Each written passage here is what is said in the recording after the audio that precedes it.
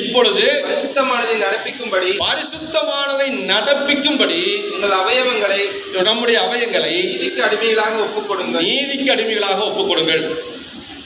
ஆனா அப்படியா இருக்கிறோம்? முன்னே அவயங்களை பாவத்தை கொடுத்துருந்தோம், இப்ப அப்படி கொடுக்கறது இல்லையா? பாவம் செய்யறது இல்லையா?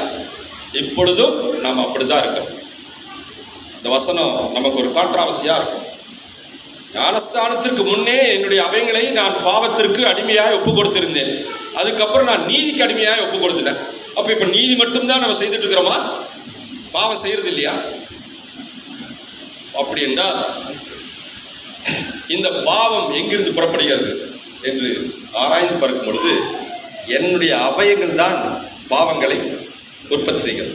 அப்போ என்னுடைய அவயங்களிலிருந்து பாவங்கள் உற்பத்தி ஆக்கப்படும் பொழுது அந்த பாவங்களை நான் மரணிக்க செய்தால் மட்டுமே நான் கிறிஸ்துவுக்குள் என்ன பண்ண முடியும்? உயிர் தர முடியும். புரியுதுங்களா? என்னுடைய அவயங்களிலிருந்து புறப்படுகின்ற என் கண் ஒரு பாவம் செய்யும், என் கை ஒரு பாவம் செய்யும், என் சிந்தனை பாவம் செய்யும், என் கால்கள் பாவம் செய்யும், என் அவயங்கள் தான் பாவம் செய்யும். பாவம் வேற எங்கேயும் வரல, எனக்குள்ளிருந்து புறப்படுகிறது தான் பாவம். என்னுடைய அவயங்கள் தான். இன்னும் நான் பாவத்திற்கு என் அவயங்களை பாவத்திற்கு ஒப்பு கொடுத்திருக்கிறேன். அவைகளிலிருந்து நான் மீள வேண்டும் என்றால் இந்த அவயங்களிலிருந்து புறப்படுகிற அந்த பாவத்தை நான் மீட்டெடுக்க வேண்டும். அவைகள் எல்லாம் மரணிக்கப்பட வேண்டும். அந்த குணங்கள் எல்லாம் சாக வேண்டும்.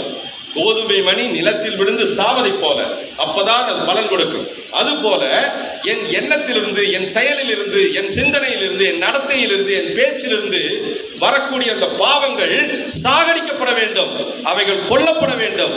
அப்பொழுதுதான் இயேசுவுக்குள் நான் மீண்டுமாய் உயிர் தர முடியும். அதனாலதான் ஆதியாக நோவாவின் பேழையில பார்த்தீங்கன்னா வெளியிருக்கிற மிருகங்கள் எல்லாம் என்ன ஆயிடுச்சு?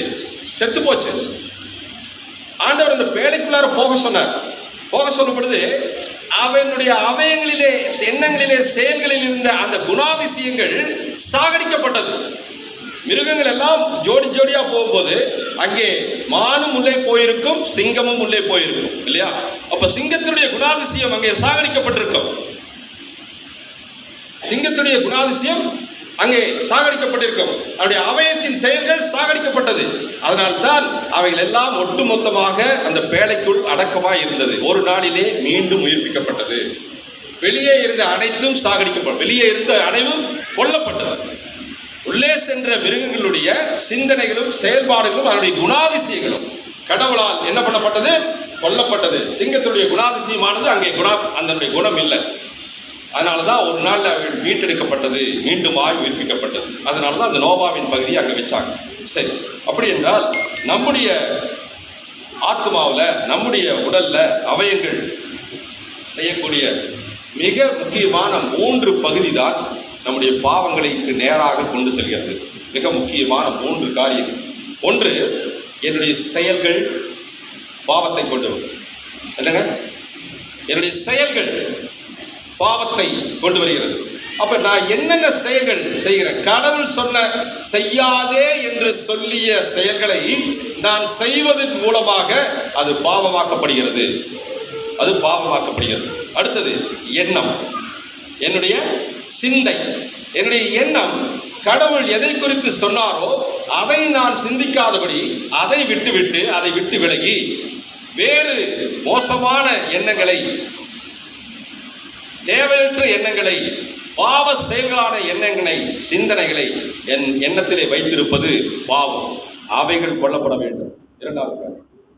3வது காரியம் மிக முக்கியமானது, இந்த பேச்சு, வாய், பேச்சு.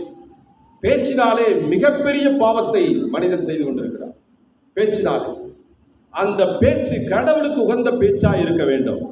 அதை விட்டு நான் பாவத்திற்கு உகந்த பேச்சாய் பேசுவதை, அந்த பேச்சுக்களை, கடவுளுக்கு விரோதமான பேச்சுக்களை, கடவுள் பேசக்கூடாது என்று சொல்லிய பேச்சுக்களை நான் பேசுவேனாகில் அந்த பேச்சுக்கள் என்ன செய்யப்பட வேண்டும்?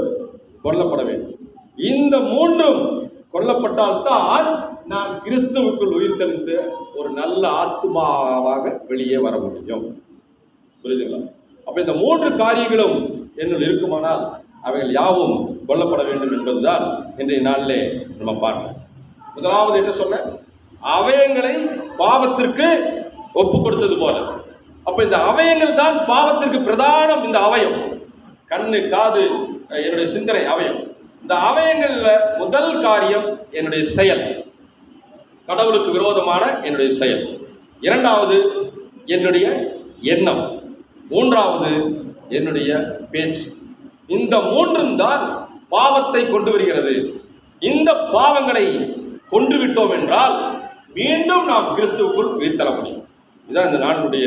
அப்பதான் அந்த திருமுழுக்கு எடுத்ததற்கு ஒரு மிக முக்கிய ஒரு நல்ல கோட்பாடாக அது அமையும். இல்லை என்றால் ஏதோ திருமுழுக்கு எடுத்தோம், ஞானஸ்தானம் எடுத்தோம், போனோம் வந்தோம் என்ற சாதாரண பிறந்தோம், வாழ்ந்தோம், மரித்தோம், இந்த வாழ்க்கையில் தான் போவோம். நாம் கிறிஸ்துவுக்குள் உயிர்த்தெழுந்தவர்களாய் ஒருபோதும் ஆக்கப்பட முடியாது. ஏதோ வாழ்ந்தோம், ஏதோ இந்த பூமியில 60 காலம் 80 காலம் கடவுளுடைய கிருபையால் வாழ்ந்தோம், அவ்வளவுதான். ஆனால் இந்த பாவங்களை எல்லாம் நான் கொன்று விட்டால்தான் கிறிஸ்துவுக்குள் உயிர்த்தெழுந்த முடியும். அப்போ கிறிஸ்துவனாய் வாழ்வது முக்கியமா, இல்ல கிறிஸ்துவுக்குள் உயிர்த்தெழுந்த வாழ்க்கையை நான் வாழ்வது முக்கியமா என்று நாம் பார்க்கும் பொழுது இந்த 3 காரியங்கள் என்னுடைய செயல். யோசித்து பாருங்க, வீட்டில் போய் தனியா இருக்கும்போது மற்றவருக்கு விரோதமாக